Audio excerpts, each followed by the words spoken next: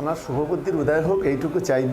ওনার সঙ্গে এই প্রশ্নের উত্তর দেওয়ার মতো মানসিকতা আমার নেই, কারণ যে ভদ্রলোক যাকে আপনি এই প্রশ্নটা করলেন আসলে সেই লোকটা সম্পর্কে কিছু বলতে গেলে আমার রুচিতে বাধে, যার কারণে খুব বেশি কথা না বলাটাই আমার মনে হয় ভালো।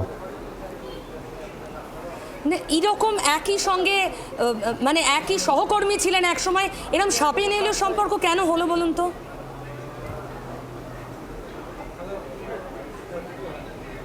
দেখুন, সাপে নেউলের সম্পর্ক কোনো নেই, কিছু কিছু ক্ষেত্রে একটা রুচি আছে না।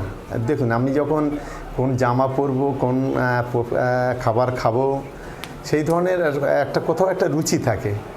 কিছু কিছু মানুষ আছে তাদের সম্পর্কে কথা বলতে গেলে রুচিতে বাধে, যার কারণে আমার এই জায়গাটা বোধহয় কোথাও একটু বাধা হচ্ছে, যার কারণে আমি বিষয়ে কোনো মন্তব্য করতে চাইছি না।